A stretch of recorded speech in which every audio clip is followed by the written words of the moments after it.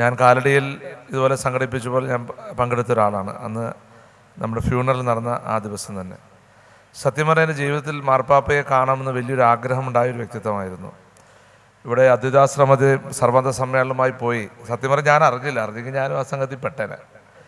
ഞാനത് എൻ്റെ പ്രതിപക്ഷാതിൻ്റെ അടുത്ത് പറഞ്ഞു, എനിക്കതിനകത്ത് നമുക്കത് പോകാൻ പറ്റിയില്ല. അപ്പോൾ പ്രതിപക്ഷ വെരിസേഷൻ പറഞ്ഞു, നമുക്കൊരു ദിവസം പോകാമെന്ന് സത്യം പറഞ്ഞ് ഞങ്ങൾ പ്ലാൻ ചെയ്തതാണ്, പോകാൻ വേണ്ടി പ്ലാൻ ചെയ്തത്. അത് ഇതിൻ്റെ മരണപ്പെട്ടതിന് ശേഷം ഇതിൻ്റെ ഫ്യൂണറിൽ സാധാരണ സംസ്ഥാന പ്രതിനിധികൾ അംഗങ്ങൾ പോകും. അപ്പം ഞാൻ സതീശനെ വിളിച്ചപ്പോൾ തന്നെ പറഞ്ഞു, അങ്ങനെ പോവുകയാണെങ്കിൽ എന്നെ വിടാൻ എനിക്ക് പോകാൻ താല്പര്യമുണ്ട് കേട്ടോ എന്നൊരു.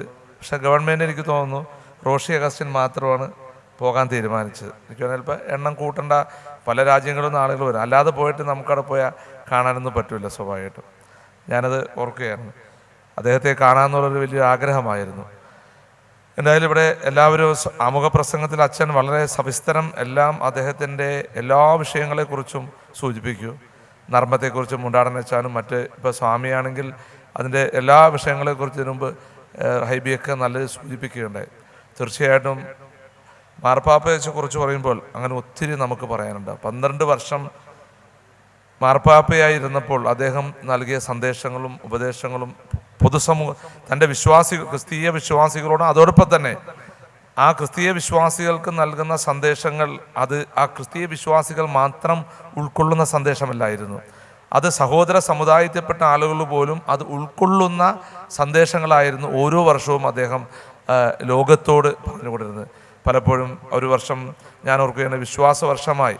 കാരണം വിശ്വാസവർഷമായി കൊണ്ടാടാൻ പറഞ്ഞത് തൻ്റെ വിശ്വാസത്തിൽ 100% എപ്പോഴും നമ്മുടെ വിശ്വാസം പൂർണ്ണമായി വിശ്വസിച്ചാൽ ഒരു സംശയവും നമുക്കൊരു തെറ്റ് ചെയ്യാൻ സാധിക്കില്ല. ഇവിടെ ആമുഖ പ്രസംഗത്തിൽ അച്ഛൻ സൂചിപ്പിച്ചു, ഈ തീവ്രവാദവും ഭീകരവാദത്തെ പറ്റി സൂചിപ്പിച്ചു. സത്യം പറഞ്ഞാൽ തീവ്രവാദവും ഭീകരവാദവും ഒരു മതവും നമ്മളെ പഠിപ്പിക്കുന്നില്ല. വെറുപ്പിൻ്റെയോ വിദ്വേഷത്തെയോ ഒന്നും പറയും. സത്യം അത് വേറെയാണ്. കാരണം അത് നാമധാരികളാണ്. ഈ തീവ്രവാദവും ഭീകരവാദവും ഒക്കെ പറയുന്നത്, വർഗീയവാദമൊക്കെ പറയുന്നത്, അത് ഏത് മതവിശ്വാസികളും അവൻ്റെ ആ മതവിശ്വാസി എന്ന് പറയാൻ പറ്റില്ല, ആ മത നാമധാരിയാണ്. അത് തന്നെയാണ് പോപ്പ് പറഞ്ഞതെന്ന് മനസ്സിലാക്കാൻ സാധിച്ചു. അത് തന്നെ സത്യം. കാരണം ഏതെങ്കിലും മതം വെറുപ്പിൻ്റെയോ വിദ്വേഷത്തിൻ്റെയോ പകയുടെയോ ഒന്നും പഠിപ്പിക്കുന്നില്ല. എല്ലാ മതത്തിൻ്റെയും സാരാംശം നോക്കിയാൽ എന്താണ്? മനുഷ്യനെ സ്നേഹിക്കുക. അതാണ് പോപ്പും നമ്മളെ പഠിപ്പിച്ചത്. അതാണ് പോപ്പ് നമ്മളെ ഓരോ കാര്യം. പോപ്പിൻ്റെ പ്രധാനപ്പെട്ടൊരു പൊതുസമൂഹത്തിലെ അദ്ദേഹം വിശ്വാസികളോടും പൊതുസമൂഹത്തോടും പറഞ്ഞ്, ഒരു മനുഷ്യന് വേണ്ടത് അവൻ എപ്പോഴും ഉയരാടേണ്ടത് പറഞ്ഞത് ഒന്നിൽ പ്ലീസ്, അല്ലെങ്കിൽ താങ്ക്സ്, അല്ലെങ്കിൽ സോറി. ഈ 3 സംഗതിയും അവൻ്റെ മനസ്സിൽ എപ്പോഴും ഉണ്ടായാൽ തീർച്ചയായിട്ടും നമുക്ക് കോപമോ ദേഷ്യമോ ഒന്നും വരില്ല. അതാണ് പോപ്പ് പറഞ്ഞത് പ്ലീസ്, താങ്ക്സ്, സോറി. ഈ 3 വാക്കുകൾ നിങ്ങൾ എപ്പോഴും ഉപയോഗിക്കണം.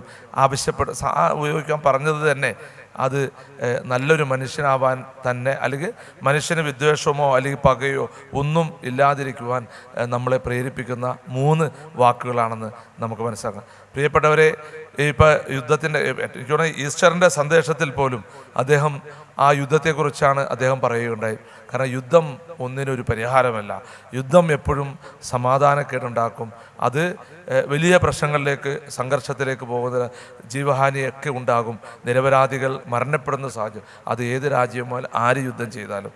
പ്രിയപ്പെട്ടവരെ, അപ്പോൾ അങ്ങനെയൊക്കെ നമ്മളെ പലതും ചിന്തിപ്പിക്കുവാനും പലതും നമുക്ക് മനസ്സിലാക്കുവാനും സാധിപ്പിച്ച, അല്ലെങ്കിൽ നമുക്കിന്ന് അദ്ദേഹം മരണപ്പെട്ടെങ്കിലും അദ്ദേഹത്തെ റോൾ മോഡലാക്കിയെടുക്കാൻ പറ്റുന്ന സംഗതികളൊക്കെ അദ്ദേഹം ഇപ്പോൾ എല്ലാം പറഞ്ഞല്ലോ അവരൊക്കെ.